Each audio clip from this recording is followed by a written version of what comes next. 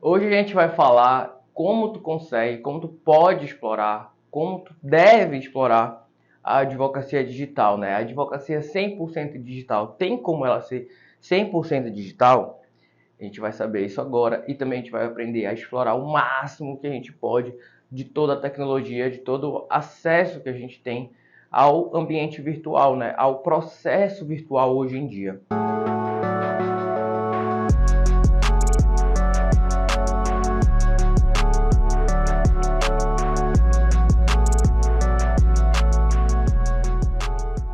E o grande problema disso, gente, que eu analiso hoje e que veio, a gente colheu muita coisa por conta da pandemia, a gente teve que ser impulsionado a viver processos de maneira virtual. E vivendo esse processo na pele, a gente conseguiu perceber a melhora na qualidade da advocacia, a melhora na qualidade de muitos pontos. Isso é algo geral, total? Não. Mas a gente tem que ter noção, a gente vai conseguir discriminar aqui por que foi favorecido, alguns processos foram realmente favorecidos por esse ambiente virtual, outros não podem ser favorecidos por esse ambiente virtual. Então a gente vai conseguir analisar aqui quando se adequa o uso da advocacia 100% digital e quando a gente vai ter que mitigar isso para alcançar a finalidade do processo, que é a justiça, é tutelar o jurisdicionado, é entregar resultado para o cliente de vocês e para a advocacia de vocês, né? Então, o primeiro ponto que eu quero que vocês avaliem é em relação à resistência. Será que vocês estão fazendo alguma resistência a esse ambiente virtual, à advocacia digital? Muita gente tem essa resistência ao hoje. Não estou falando do futuro, não, pessoal. Eu não estou falando de uma advocacia 100% digital de amanhã. Eu estou falando de hoje. Hoje a gente já pode utilizar, se for protocolar um processo, por exemplo, na Justiça do Trabalho, tu tem lá o juízo 100% digital. Tu pode optar por essa questão. Mas só porque eu escolhi lá o quadradinho, porque eu vou viver o processo 100% digital, significa que ele é realmente 100% digital? Não, não é verdade, porque vai depender da pessoa que tu atende. Se a pessoa que tu atende pelo celular, tu faz o primeiro contato, todos os contatos por computador, a gente tem processos em que a gente atendeu o cliente 100% digital. 100%. A pessoa está em São Paulo, a gente faz o atendimento mediante Zoom, a gente envia a procuração, ela assina e envia em PDF, né, uma foto, e a gente transforma em PDF. Então, existe esse procedimento para ser 100% digital? Sim, e existe hoje. Hoje, a gente teve atendimento durante a pandemia e virtual de tudo que vocês imaginarem, desde saúde, desde terapia, né, em relação à psicologia, a gente teve até educação física trabalhando com personagens, trabalhando de forma virtual, o que a gente tinha lá normalmente do nosso lado, ele conseguia analisar. Então a gente percebeu que o ambiente virtual, as tecnologias que a gente tem hoje nos possibilitam se estender a nossa atuação, né, nutrição, estender a nossa atuação para outros lugares, pessoas que, por exemplo, são do nosso país, são do nosso estado, são da nossa cidade, mas não estão aqui.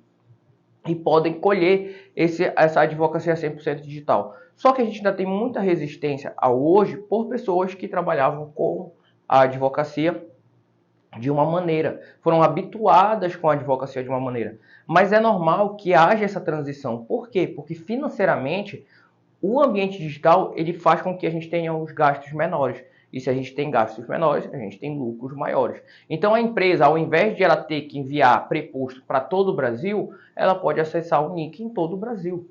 Então vocês acham que isso não é benéfico para o cliente de vocês, em qualquer dos polos que vocês estejam? Muito. A gente ouviu aí durante as audiências que a gente tinha no período pandêmico e posteriormente também que houve esse aproveitamento dos atos, esse enxugamento dos atos, não precisa ir para lá para o tribunal ficar esperando horas. Eu espero no meu escritório e continuo sendo produtivo. Os clientes se sentem mais confortáveis em estar no ambiente do escritório e não no tribunal, que assusta, eles nunca vão no tribunal. É a primeira vez deles no tribunal quando eles vão para uma audiência. Já tu não está habitualizado. E como tu está habitualizado àquele tribunal, aquilo não te assusta, mas o teu cliente assusta demais. Então é por isso que esse ambiente virtual beneficiou em muitos pontos e diminuiu custos demais de transição, e aumentou a produtividade e a qualidade de vida do advogado de verdade e do teu cliente também, porque ele fica menos ansioso. Ele é exposto também, não é exposto diretamente à parte. Ele está aqui desse lado do computador, a parte pode ofender ele, o que for, o advogado está com fone e não vai deixar alcançar o cliente. Isso foi muito benéfico. Aí, em relação às audiências de instrução, a gente teve pessoas falando, mas vai mentir, vai instruir. Gente, isso tudo é uma forma de resistência ao hoje. É um limite que tu está construindo, mas que claramente esse mesmo argumento na audiência presencial também era utilizado. A gente tinha audiências presenciais que as testemunhas estavam claramente todas instruídas ponto a ponto.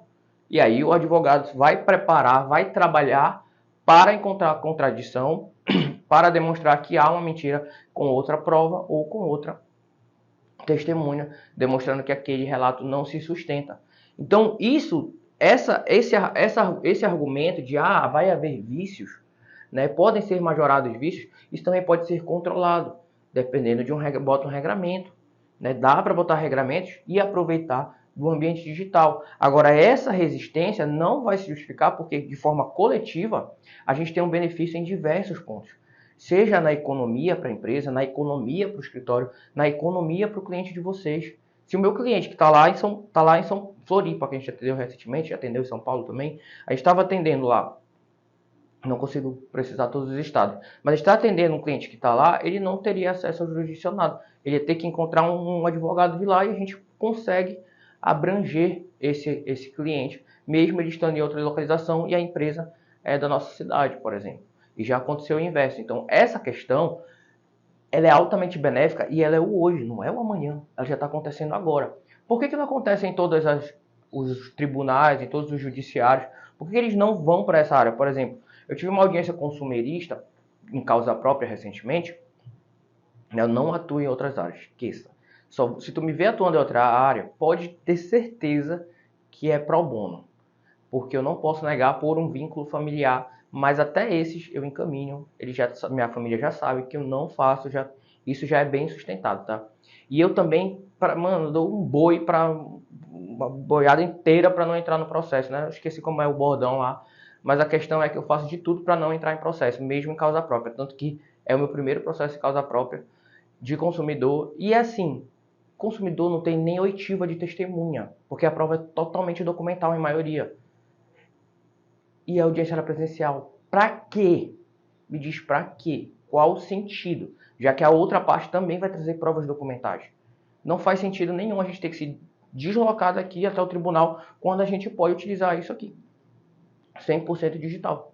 Não faz sentido. Então essa resistência, eu não sei operacionalizar. Gente, para quem tem essa resistência ainda hoje, entenda. Você vai aprender. Tudo você tem uma capacidade imensa, você já advoga há anos. Você acha que você não vai dominar os passos até acessar a audiência, até fazer a audiência? Você vai fazer isso de forma muito fácil. Tu vai contratar alguém, tu vai pedir para alguém te ensinar, não precisa nem contratar. A OAB às vezes tem pessoas que instruem como é que utiliza. E aí depois tu vai lá, aprende, tu vai poder colher esses frutos de forma contínua. De forma contínua, tu vai poder fazer a audiência do teu escritório. De forma contínua, tu não vai mais ficar pegando aquele chá de cadeira por causa de uma audiência. Tu vai continuar trabalhando. Então, aprender é aquele aprendizado que vai ajudar e melhorar o exercício da advocacia de uma forma absurda. Eu sei que para muitas pessoas o que está acontecendo hoje é muito rápido, é muito novo, ela se assusta, ela já estava acostumada a advogar como ela advogava, mas isso vai beneficiar ela muito. Então, se vocês se engajarem, vocês vão conseguir aproveitar muito desse ambiente digital, dessa possibilidade de viver a advocacia de uma outra forma. Talvez da forma anterior, né, tenha resistência às coisas como elas eram, né, o status quo. A gente quer manter o status quo. Então, tem gente que resiste ao hoje e tem gente que resiste a como era antes. Fala assim, não quero advogar daquela forma. Eu mesmo sou uma pessoa que resisto muito à advocacia como ela funcionava. Mas não porque a advocacia tem que mudar. Na verdade, ela tem, né? É uma necessidade porque a gente acompanha a dinâmica da vida. Mas a grande questão do status quo é que existem, sim, áreas da advocacia que devem permanecer como estão, né? Quando a gente vai falar, por exemplo, de um processo do júri, da área criminal, é totalmente inviável eu discutir, por exemplo, um processo que fala sobre a vida, sobre a liberdade, em que existe uma decisão que precisa da atenção das pessoas. Se elas estão do outro lado do computador, de fato, elas podem se dispersar porque o processo do júri é longo. E eu preciso daquele contato humano para saber que é uma pessoa, não é um número. A gente precisa dessa relação. Isso daí vai fazer muita diferença e muito impacto. Então, como a gente ainda não consegue garantir o processo do júri, eu não consigo imaginar que ele troque, que ele tenha que mudar, né? Que ele tenha que brigar contra o status quo, porque ele ainda é necessário essa presença física de todas as pessoas que estão envolvidas ali no processo. Então, algumas áreas da advocacia, de fato, não podem se aproveitar da advocacia 100% digital.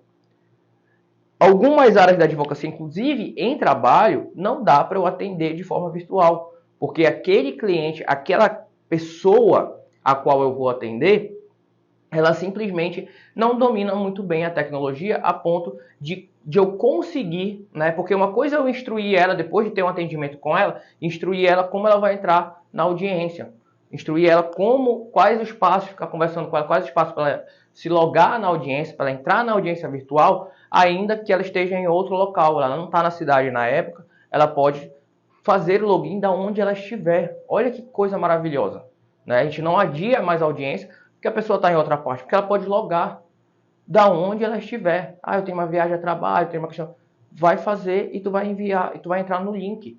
Mas isso eu consigo instruir depois de ter o contato. Mas para um primeiro contato, para ela me achar, para ter esse costume, tem pessoas que eu não vou conseguir e eu vou ter que ter um contato presencial para tomar os relatos, para assinar a procuração. Então, quem define se tu vai utilizar a advocacia 100% digital é o teu cliente. E por conta disso, mudou o público, ainda que esteja dentro de uma mesma área. Olha, na área trabalhista, tá? Então, a área trabalhista, eu consigo explorar a advocacia 100% digital. Em todas as áreas, em todos os públicos, não. Não é em todos os públicos que eu vou conseguir utilizar isso dentro da área trabalhista. Vai depender do público que eu me posicionar. Mas quanto mais eu me posicionar com um público que tenha a filia, né? É a similaridade, ele consegue lidar. Ele não tem uma fobia à tecnologia, ele realmente se dá bem com a tecnologia. Quanto mais ele consegue lidar bem com a tecnologia, mais eu vou poder usar o juízo 100% digital. Mais eu vou poder fazer todos os atendimentos do meu escritório de forma digital. E não vou precisar gastar uma fortuna com estrutura. Por quê? Olha a economia que eu tive, porque eu me posicionei numa área que me permitia atender de forma 100% digital. Mas isso vai depender do teu público, não é tu que decide. E essa resistência ao status quo que eu mesmo tinha, depois eu fui percebendo que não dá para a gente colocar a advocacia numa caixinha, pessoal. Não dá para tu pensar no advogado que ele só tem um perfil, eles têm uma forma de tratar. Eu acabei de mencionar para vocês em relação às ações consumeristas. Pessoal, ação consumerista não tem audiência. Para que eu vou cobrar desse cara a oralidade perfeita? Não faz muito sentido. Não tem audiência de instrução, perdão. Né? De oitiva, de testemunha, é muito difícil de utilizar. Então, se a pessoa está posicionada naquela área, esse é um requisito que a gente imagina que o advogado tem que ter e que não é tão necessário. Ah, mas ele vai precisar ser eloquente com o cliente. Não, quanto mais profissional ele é, mais ele pode roteirizar o serviço dele e menos ele vai ter desgaste em relação à fala e a essa eloquência. Até porque tu é advogado e tu pensa que tu vai falar muito, mas na verdade tu vai ouvir muito. Tu vai ter que ter um ouvido clínico e fazer perguntas para direcionar o discurso para a pessoa e para pontos que são realmente relevantes para aquela demanda ter sucesso. Então, é muito mais sobre ouvir do que sobre falar, em muitas das áreas. Tem um momento da fala em que a oralidade ela é premiada e que há uma questão em que a oralidade vai se destacar, na maioria, por exemplo, na audiência trabalhista. Não é isso. A gente vai com o roteiro para cumprir os atos, para construir a prova, para fazer perguntas diretas. Tu não tem um momento de livre, né? Tem a sustentação oral, mas a sustentação oral não é o que vai sustentar a tua advocacia, pode ter certeza disso. Porque se a tua advocacia estiver baseada toda em sustentação oral, o plano é totalmente arriscado, totalmente dificultoso, porque a modificação através de sustentações orais é pequena, então tu está numa margem muito pequena do mercado, trabalhando numa margem muito pequena do mercado. Então essa competência, ela não é fundamental de forma igual para todas as áreas da advocacia. Ela é fundamental para algumas que exigem esse ato, que esse ato é realmente um ato que vai fazer diferença no processo. Mas se ele não faz tanta diferença, se ele não é nem utilizado no processo, esse não é um requisito que o advogado precisa realmente obter. Então talvez aquelas pessoas que tenham dificuldade com o discurso, com a oralidade, com a apresentação. Isso é bom trabalhar, né, para ti, para a vida. É bom saber se expressar, conseguir ganhar vocabulário, né, para se expressar e dizer o que você precisa, o que você não precisa. Isso é muito importante para todo mundo. Mas dizer que isso vai ser definidor para o advogado estar ou não presente em uma determinada área, colocar isso de forma geral, não dá, porque existem diferenças. Existem diferenças entre advogados, entre públicos, entre formas de falar, entre formas de se posicionar e entre resultados que tu vai entregar. Então, se o resultado muda, eu preciso de uma nova estratégia para alcançar aquele resultado. Então, não tentem colocar o advogado dentro de uma caixa, que não vai caber. Ah, o advogado tem que ser assim, a advogada tem que ser assim, tem que ser assado, porque não vai dar certo, porque a advocacia, ela é plurima. Bem aqui, ó. A advocacia, ela é plurima. Já pulei aqui, mas já vou falar sobre isso aqui. A advocacia, ela é vasta. Dentro da área trabalhista, existem diversas formas de se posicionar e de falar para alcançar os teus clientes. E não dá para tu pensar, ah, o advogado trabalhista é dessa forma, o advogado tributário é dessa forma, o criminalista é dessa forma. Não. Dentro da área criminal existem várias formas. Dentro da área do trabalho existem empregado, empregador e diversas funções ali em que tu vai conversar com empregados de formas diferentes, né? E processos que caminham de maneira diferente. Então, vou poder explorar a advocacia 100% digital se o meu cliente tiver similaridade com aquele ambiente.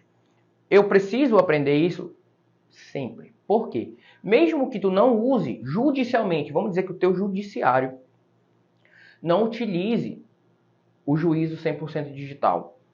Não utilize o processo judicial eletrônico. Isso daí já é muito difícil. Mas o processo judicial eletrônico, gente, vocês podem perceber que inicialmente a gente tem um trabalho maior, né? Por quê? Antigamente chegava lá com a folha, entregava, né? O cara carimbava, tu ia embora. Ele fazia o cadastro. Hoje a gente faz o cadastro. A gente transforma todos os documentos e coloca. E isso diminuiu as custas do judiciário? Com certeza.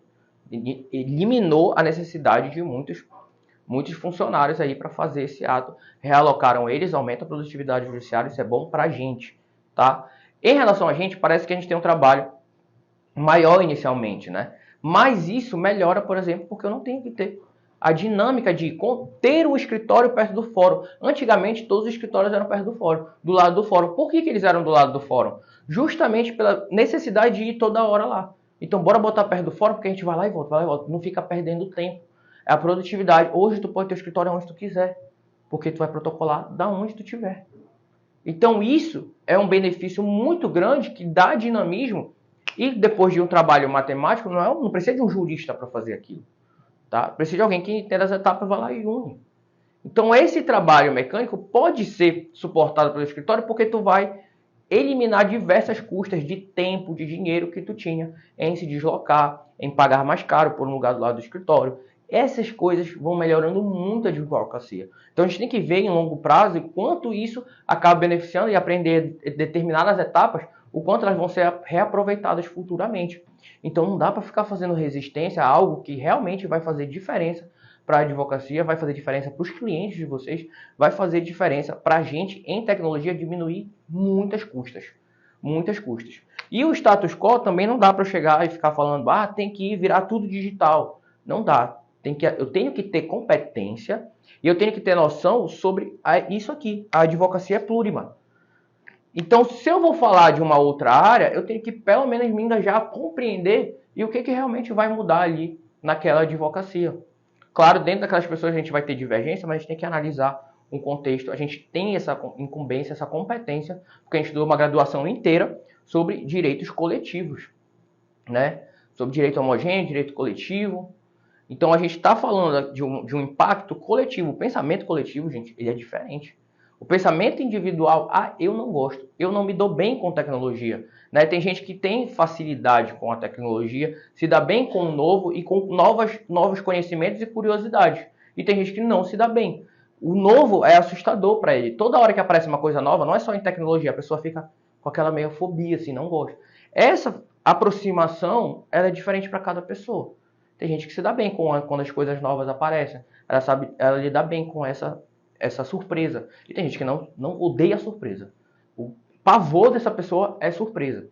Então isso é muito individual, mas coletivamente a gente vê o benefício da advocacia digital porque ela economiza muito do teu escritório. Fazer audiência da tua casa, fazer audiência de forma virtual, deu um conforto absurdo para o advogado e que era um dos maiores estresses, um dos maiores desgastes da advocacia é tu ficar enfiando o terno e indo todo dia pro fórum e ficar pegando chá de cadeira e perdendo aquele tempo de vida. Quando tu começa a calcular que é um tempo de vida, tu começa a ficar nervoso porque tu fala, meu Deus, estou perdendo vida aqui, enquanto o juiz ainda vai demorar e às vezes ele não instrui, o processo não sai, aquela audiência é infrutífera. E se estivesse no teu escritório, tu ia poder estar bebendo a tua água, indo no teu banheiro, dando um tempo, conversando, trabalhando, fazendo diversas coisas. Né? Agora, todo mundo vai poder se aproveitar disso já? Não. Um dia, futuramente, quando a gente virtualmente conseguir dar essa proximidade necessária para algumas pessoas, para alguns atos que são necessários de forma presencial, acontece. E tem outro ponto muito importante aqui em relação ao hoje, que a gente tem que tomar uma devida atenção. Ah, mudou para o hoje, para a forma virtual, acabou, extinguiu a forma presencial? Não. Por quê?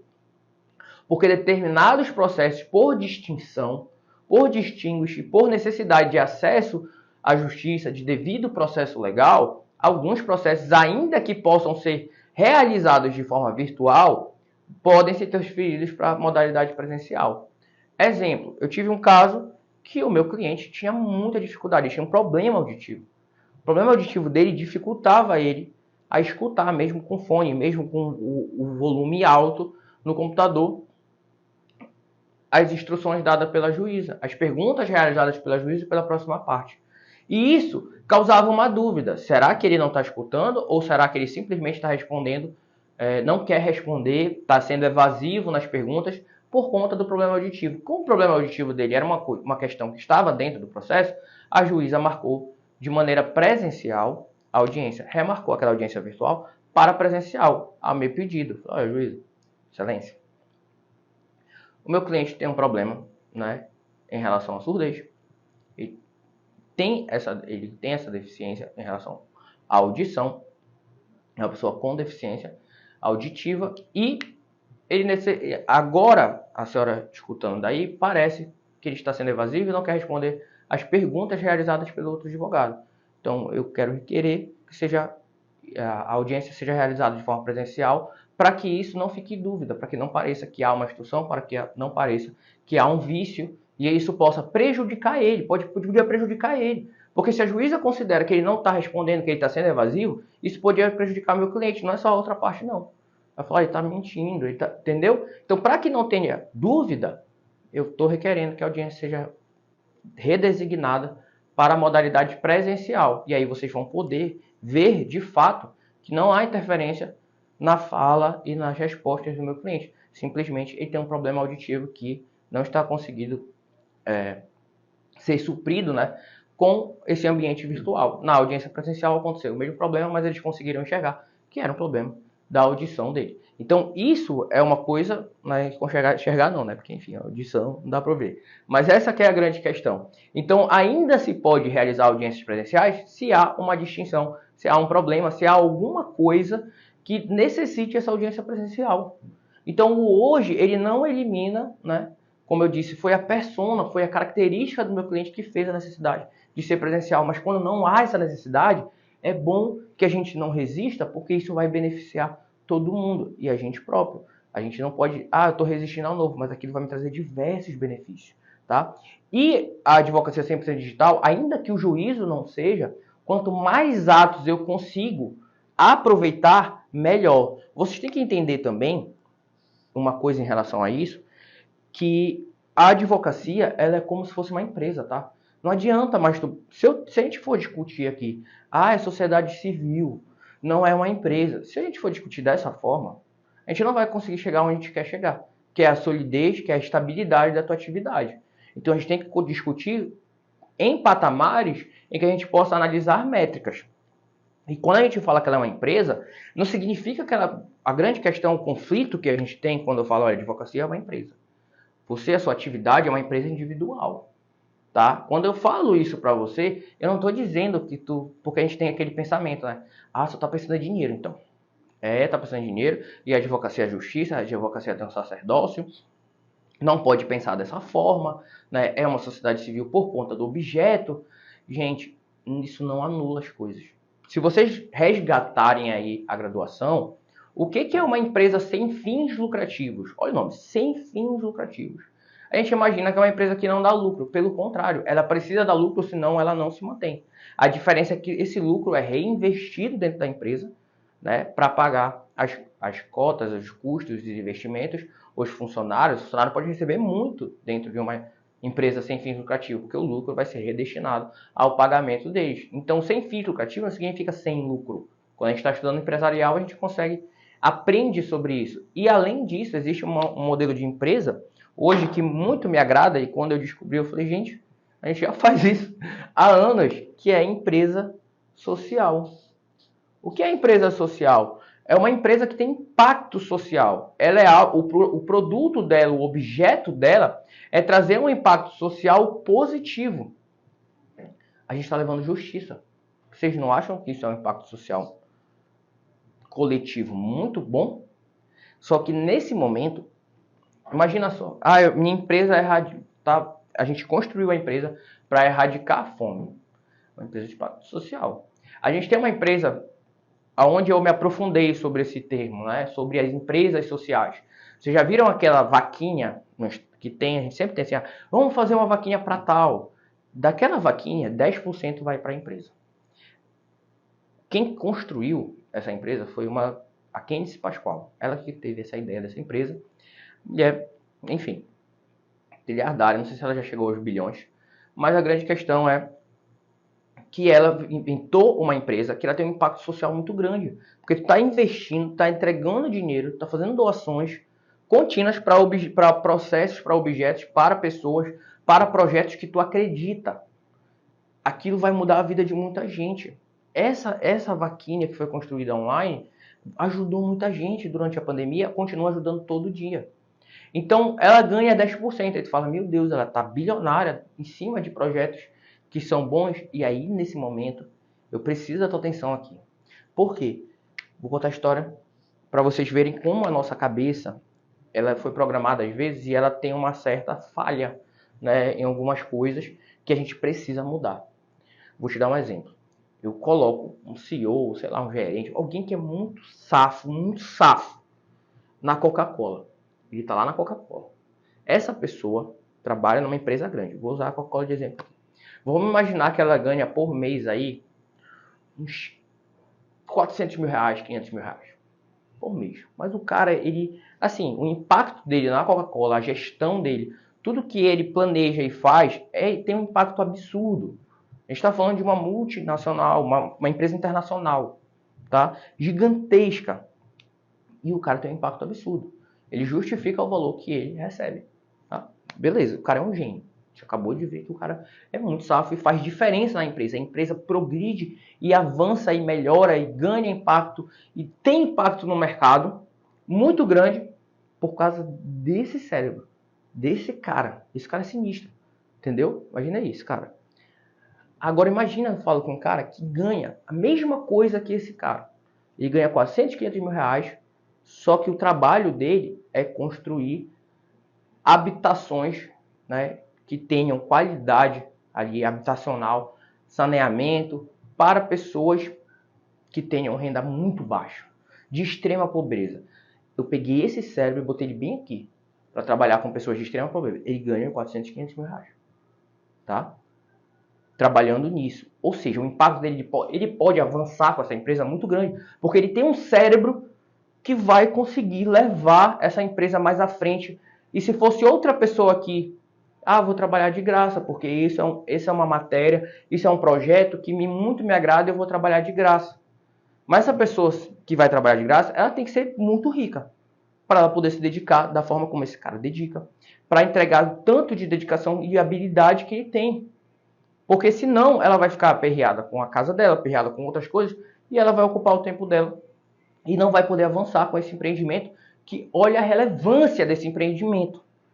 Se esse empreendimento avança e vai à frente e expande, como uma Coca-Cola expande, imagina o quanto, o impacto social que essa empresa tem. Agora, se tu falar que esse cara recebe 400, 500 mil, esse cara vai chover de haters em cima dele. A galera vai ter raiva desse cara. Isso é uma mensagem equivocada que a gente está passando para a sociedade.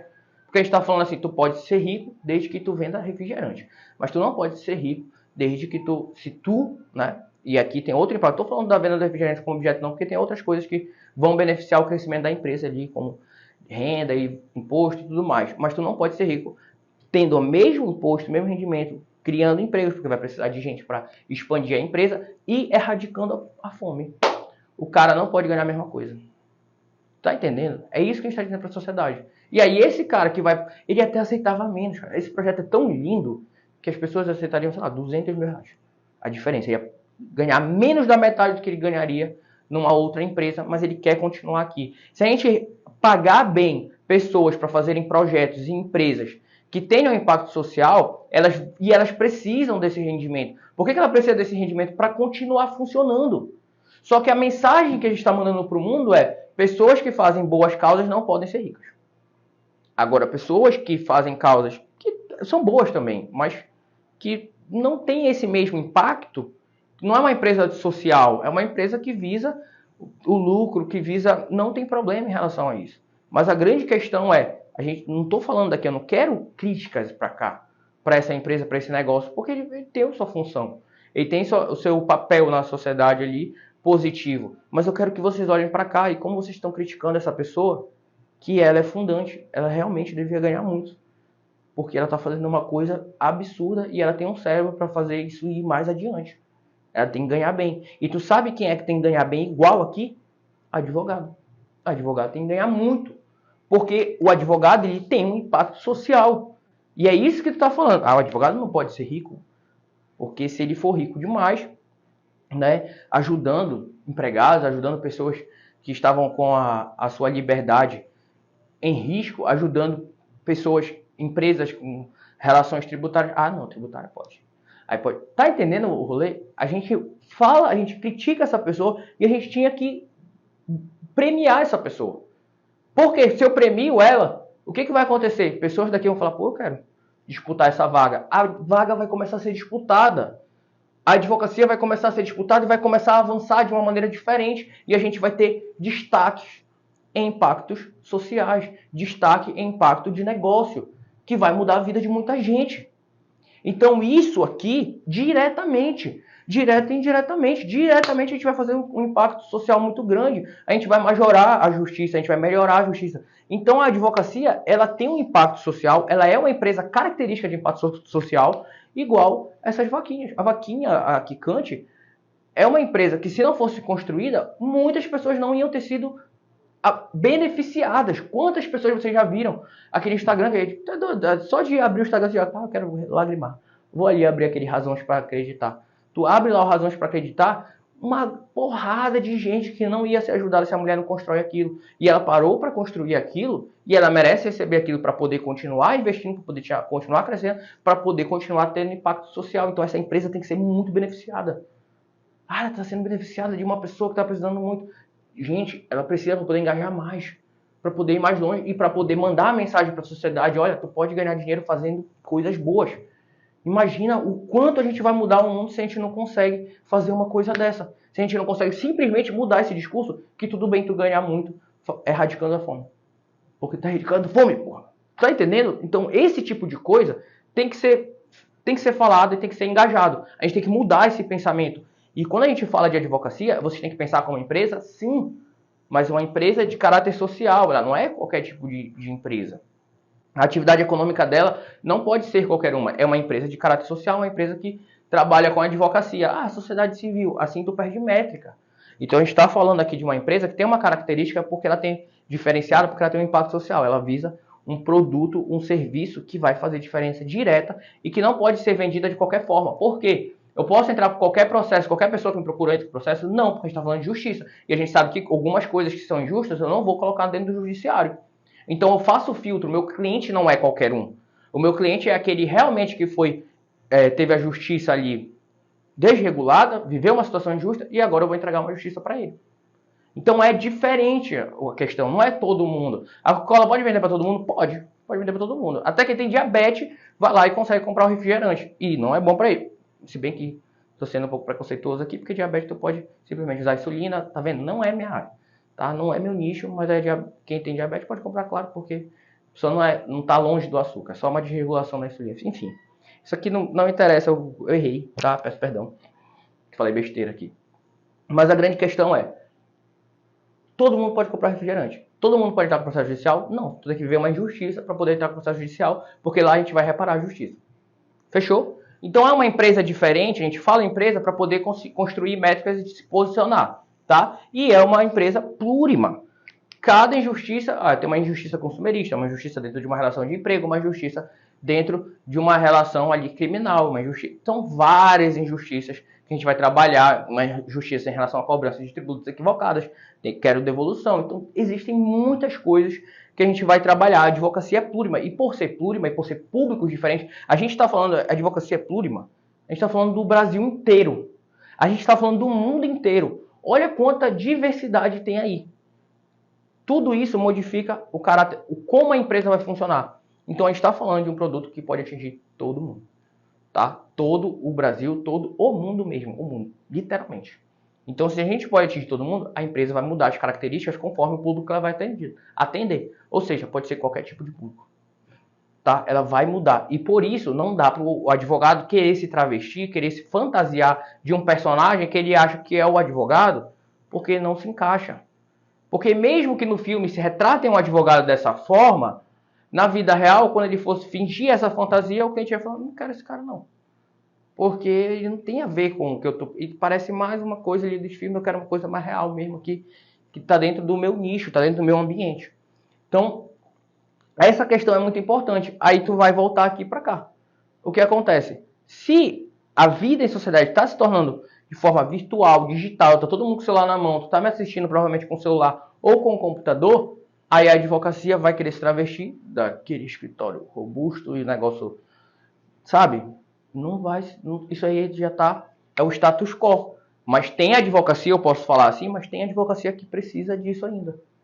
Porque o público exige isso. Mas se não exigir, eu não vou para lá, tá? Então, assim, mais tecnologia é bom, gente, para o processo de vocês, e quanto mais vocês incluírem tecnologia, e isso vai continuar acontecendo, quer vocês queiram ou não, porque é um movimento dinâmico do mundo, tá? Do mundo. Vocês vão aumentar a velocidade, vão melhorar a organização e, consequentemente, aumentar o lucro, porque tu vai diminuir as custas, já que tu tá mexendo ali com virtual, não precisa. Por exemplo, papel. Acabou o papel. Pasta. Para que pasta? Para que então um mundaréu de escritório, um mundaréu de armário de escritório, se todos os processos estão num aplicativo que eu posso acessar no meu celular? Se eu posso entrar no PJE pelo meu celular, com o meu CPF e minha senha. Se eu posso entrar no PJE do computador. Então, para que pasta? Está tudo organizado ali, em planilhas, tudo está dentro de um negócio desse tamanho, que cabe na palma da minha mão e que antigamente exigia uma sala gigantesca. E que está se perdendo, não precisa mais. Não precisa, daqui a pouco, os tribunais não vão precisar de todo esse mundaréu de tamanho, porque não precisa mais guardar tanta coisa. Antigamente tinha que guardar tudo em pasta. E agora, fazer o que com as pastas? Vai ficar para a história. Essa é a grande questão. Isso melhora a organização, aumenta a velocidade do processo, isso melhora em tudo. Então o lucro vai diminuir as coisas. A tecnologia, vocês têm que entender que algumas tecnologias, inclusive, afastam alguns advogados, porque ele tirou a necessidade de eu ter um número grande de advogados para resolver aquela demanda, já que a tecnologia facilitou o trabalho, aumentou a produtividade. Então, o que eu precisava de 5 advogados, agora eu preciso de 1. Isso aí é um negócio que a gente vai analisar, é algo maior, mas mostra para vocês como as coisas mudaram, tá? Então, a tecnologia, ela vai dar velocidade, vai melhorar a organização e aumentar a lucratividade do teu escritório. E tem outras coisas muito importantes. Por exemplo, tem uma coisa que para mim acabou a discussão. Simplesmente acabou. Antigamente a gente ficava discutindo sobre consulta, gratuita ou não. Vai fazer consulta gratuita? E aí, vai cobrar a primeira consulta? Porque tu vai gastar a luz do teu escritório, porque tu vai gastar tempo, porque tu vai fazer isso. Cara, tu vai ter que marcar, vai ter que te deslocar. E essas custas? Ah, não vai cobrar dele, como é que vai pagar essas custas? Então era uma discussão muito grave. Só que agora o primeiro contato, tá aqui ó. Primeira coisa que a gente ensina lá no Start no estágio trabalhista, na semana do estágio trabalhista. O primeiro contato é para ti, não é para o teu cliente. O primeiro contato ele visa fazer a análise se aquela ação é viável ou não. Então tu sentava na mesa, claro que tu vai dar a resposta que o teu cliente está procurando, se aquilo é certo ou se é errado, mas ali tu vai encontrar outros vícios, ou então tu vai encontrar uma legalidade, ou aquele ponto era realmente legal. Então tu vai fazer análise para distinguir se aquela ação tem futuro ou não tem futuro. Era para isso que servia o primeiro contato. Só que hoje em dia, o contato presencial ele pode ser exigido por algumas pessoas. Por algumas pessoas em relação à necessidade dela. Mas o primeiro contato, a regra majoritária é que ele seja feito agora pelo WhatsApp. O WhatsApp resolveu a parada. Aquele contato que ia marcar, tu faz uma pergunta ali, manda o áudio, pronto, acabou. A gente faz a semana de estágio trabalhista e a gente fala disso. Dentro do curso, a gente fala sobre o primeiro contato. O primeiro contato é para ti. Claro que o cliente não sabe que está fazendo uma análise financeira, está fazendo perguntas, está identificando ilegalidades, ele acha que está respondendo, e tu responde as ilegalidades que tu enxerga, mas tu não precisa identificar tudo, só o suficiente até marcar ele. Até falar, olha, vamos marcar agora, né? E aí tu dá os passos para ele ser atendido, e quando ele vai ser atendido é um contato, quando esse contato é físico. Mas o primeiro contato é que tu ia avaliar se era uma demanda, se não era uma demanda, se era válido, contar, ouvir a história, saber as documentações que tem, as que não tem, tudo isso que a gente pensava, e aí, vai cobrar, não vai cobrar, agora faz pelo WhatsApp. Acabou. Não tem por que ficar brigando. Agora, isso é geral, é a regra, mas isso é para todo mundo? Não. Tem públicos que não vão conseguir falar pelo WhatsApp. Tem um público que eu sempre uso de exemplo, que para mim, eu não consigo ver essa resolução de primeiro contato, de segundo contato, tudo pelo WhatsApp, embora boa parte utilize, que é o público de aposentadoria previdenciária, porque eles têm uma resistência hoje maior. A similaridade, a facilidade de utilizar essa tecnologia, para eles é um pouco mais difícil, mas ainda assim, tem um filho, tem um sobrinho que fala, tem um neto que fala, né? Que fala pela pessoa, e aí tu consegue já organizar antecipadamente e pode conseguir marcar. Mas o primeiro contato ainda vai persistir equivalente ao que era o status quo, porque a característica do público é diferente. Então não posso utilizar 100% digital. Eu vou precisar de um atendimento presencial, né? Eu vou precisar, por muitas vezes, marcar essa para poder discriminar se é ou não uma ação viável ou se eu vou ter que parar ali. Mas, na regra, a advocacia trabalhista esquece, todo mundo usa o WhatsApp toda hora. Acabou. É isso aqui. Os funcionários estão lá, eles falam com o empregador toda hora no WhatsApp. O empregador manda a notícia, ele manda, pronto, acabou. Então, isso aqui jogou terra abaixo todas essas custas que eu mencionei em relação ao primeiro atendimento, aquela dúvida, vale o risco, vou cobrar, acabou. Faz pelo WhatsApp, acabou. E aí depois, quando tu marcar, se for precisar marcar presencialmente, ou se for marcar por uma sala de Zoom, aí tu utiliza aqui. Não, majoritariamente o próximo atendimento é presencial. Então, tu vai marcar presencialmente. E por isso tu vai gastar com o escritório? A gente vai falar sobre o escritório na aula sobre ponto físico. Pesquisa aí a necessidade de ponto físico, a gente vai falar só sobre isso. Tá? Mas a grande questão agora é o aproveitamento e o benefício que essa advocacia virtual tem para vocês. Esse primeiro contato é para vocês avaliarem a demanda e não terem custos. A gente vai fazer de maneira digital para evitar essa necessidade de investimento inicial em estrutura. E a gente pode fazer isso porque a gente está na área trabalhista e com certeza isso aqui vai suprir a avaliação da demanda de vocês.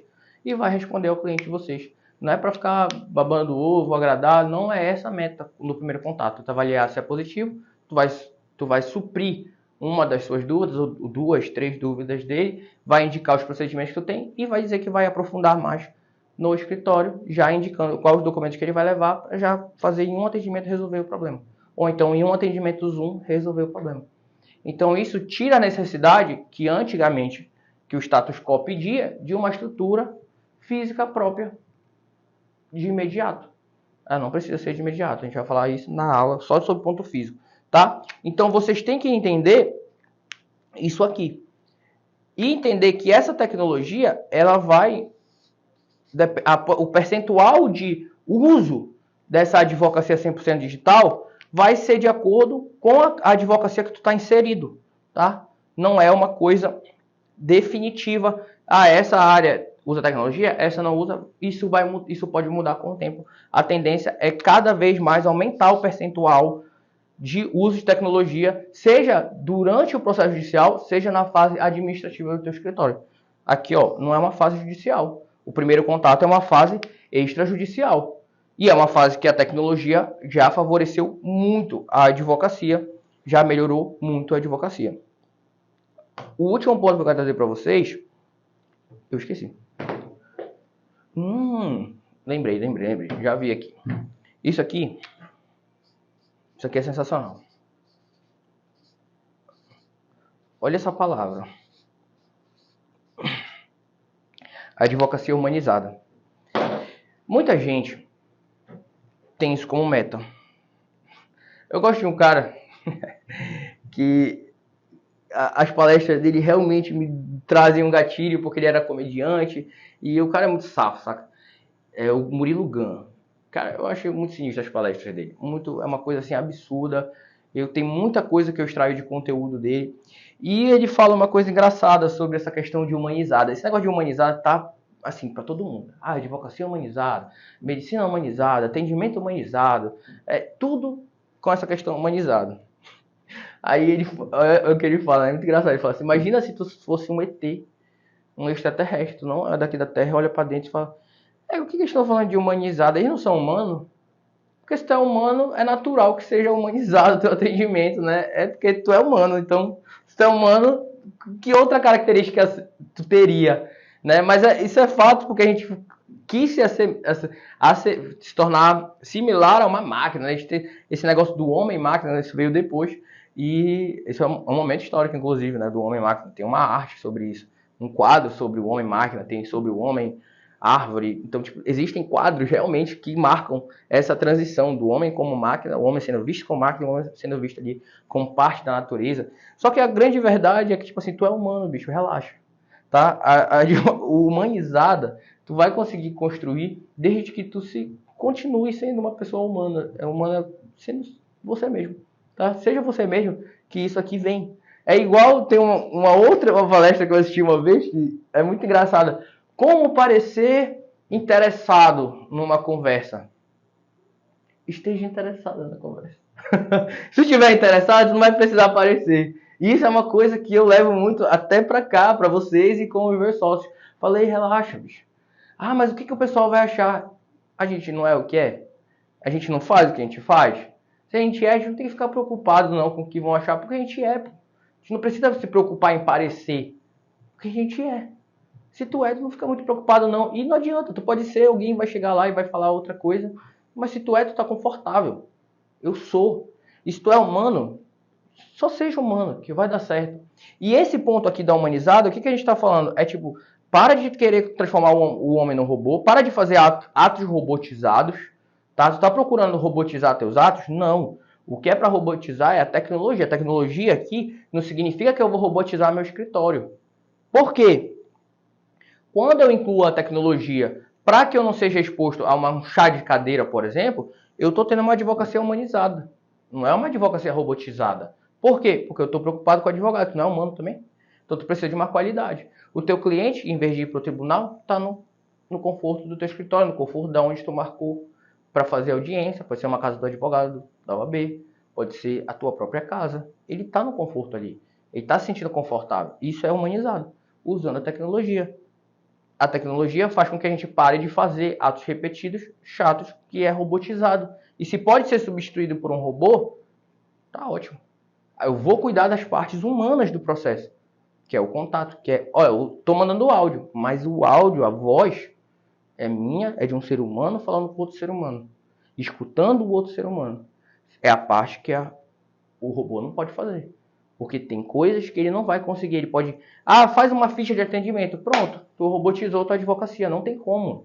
Se tu fizer uma ficha de atendimento, para ordem, para organizar, pode até ser. Mas aqueles atos vão ficar pontuais. A pessoa não está tendo feedback se ela está pensando certo, se ela deu certo. Isso é preciso para o advogado. Então, a advocacia humanizada, essa tecnologia não anula a advocacia humanizada. tá? A advocacia humanizada, ela precisa, inclusive, a gente tem que pensar no advogado, na qualidade dele, porque ele estando bem, tendo uma qualidade boa de advocacia, não precisam se desgastar indo lá para o tribunal fazer diligência para falar, você pode mandar o processo concluso? Isso me dá um frio na espinha, que eu não sei explicar.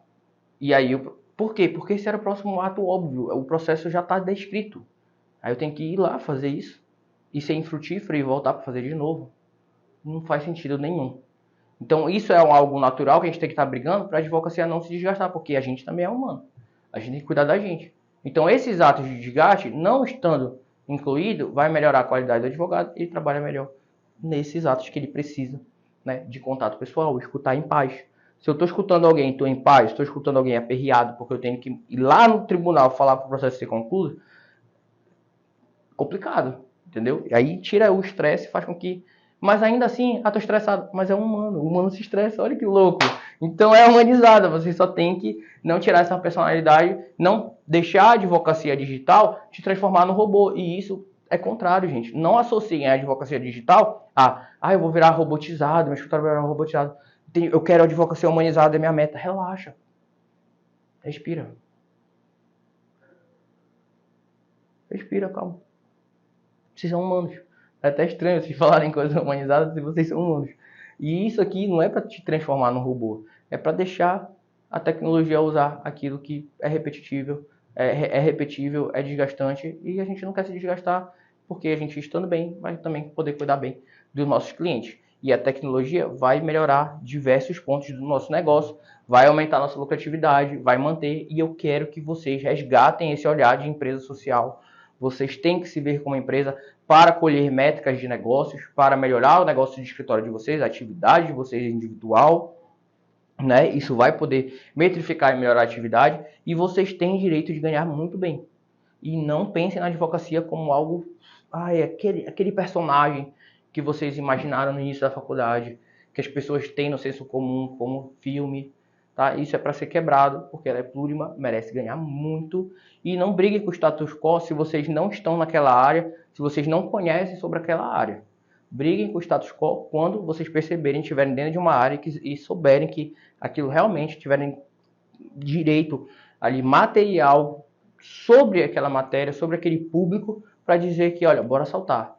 E hoje, se for brigar por hoje, só porque tu não tem similaridade com esse, tu pode estar te auto prejudicando e isso não é bacana. Aproveitem isso, tá? Não precisa iniciar como se fosse há 10 anos atrás, a advocacia era 10 anos atrás. Se a área que tu vai advogar já te dá isso aqui, aprende a usar porque tu vai continuar podendo usufruir. Tem gente, tá lá o botão, eu quero a juíza 100% digital. Eu não sei o que faz a pessoa não clicar naquilo, porque aquilo, a dificuldade e a resistência que ela está criando, claramente ela já pode, só de cara, aumentar a carta de cliente dela.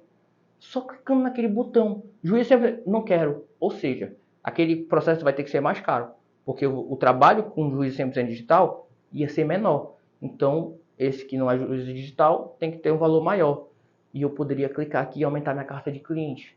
Eu não clico. Eu faço uma resistência hoje. Para com isso, tá? Tá na hora da gente dar esse salto, a gente pode. E a gente tem, não vou dizer luxo, porque não é luxo, para mim é humanizado isso. A gente humaniza, a gente cuida do advogado e dá impulso para ele. O tribunal estruturado, o tribunal organizado, ele tinha que ser uma coisa regra geral. A advocacia tinha que brigar por isso, melhorar, ter uma conversa política melhor para que a gente possa melhorar o todo, né? Tem juiz que não gosta, paciência, vamos lá, politicamente, institucionalmente mostrar nosso poder e falar, bora melhorar cada vez mais o quanto puder. Não pode 100%? Então a gente quer 80% de tecnologia incluída aí que faça facilitar a vida do advogado.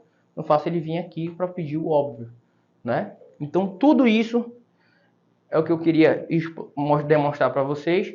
Na advocacia trabalhista a gente tem isso já como prática, só que nem sempre tu vai usar isso, porque extrajudicialmente, né? Olha, isso aqui é uma análise extrajudicial de um contato que a gente usa 100% digital, em todos os nichos. Isso aqui, antigamente era presencial, hoje o primeiro contato é 100% digital, tá? Agora, os segundos contatos vai depender do público que se colocou. Porque pode ser no escritório físico, num local, numa cafeteria, num coworking, na UAB, não importa. Esse segundo contato vai ser presencial para alguns e outros não. Vai ser modalidade 100% digital. E assim sucessivamente.